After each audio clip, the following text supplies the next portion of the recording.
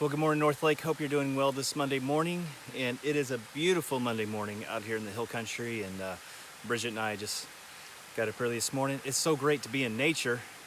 As the sun is coming up, everything's coming to life.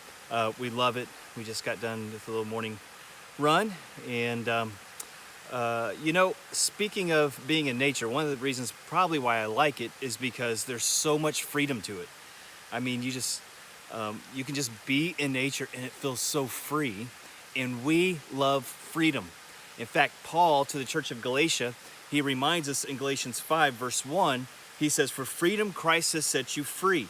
Stand firm therefore and do not submit again to the yoke of slavery." And so freedom in what we call Christian liberty is it's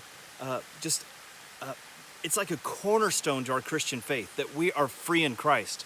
But Paul's going to give us a warning this morning in our passage, Galatians 5:13 through 18. And this is what he says in verse 13. "For you were called to freedom, brothers. Only do not use your freedom as an opportunity for the flesh."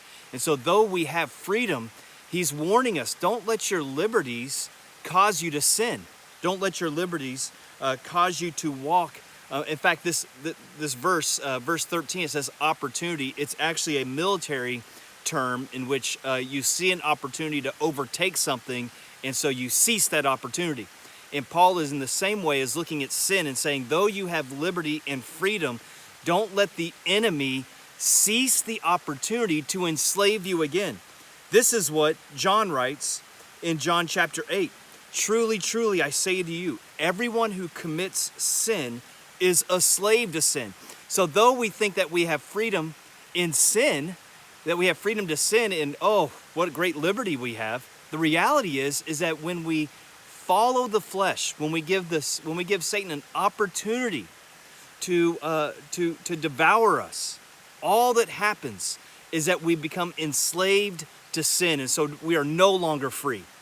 Don't think that because in your sin it brings freedom, your sin actually brings slavery. And so Paul is saying to us, and he's saying to the church of Galatia, that the license to sin, the liberty we have to sin, is actually self-enslaving. And this is what he says about what it's doing in the church of Galatia. "But you bite and devour one another, and watch out that you aren't consumed by one another." And so their opportunity of the flesh or of sin is actually causing harm to one another. And what we're going to find in Galatians 5 is finally he comes in verse 14, and he says, "For the whole law is fulfilled in one word, that you should love your neighbor as yourself." So there's a new law, that though we have liberty and freedom in Christ, because positionally we are adopted, we are chosen by him, we are saints. Practically, he wants to see that worked out, Christ formed in us. And though we have freedom to sin, he's saying that's the law for you today is love. It's a new law. So put on the law of love. And when we walk in the law of love, it actually gives us freedom. It actually brings freedom. And we need Jesus to help us do that. I can't love my wife the way I need to love her. I can't love my kids the way I need to love them.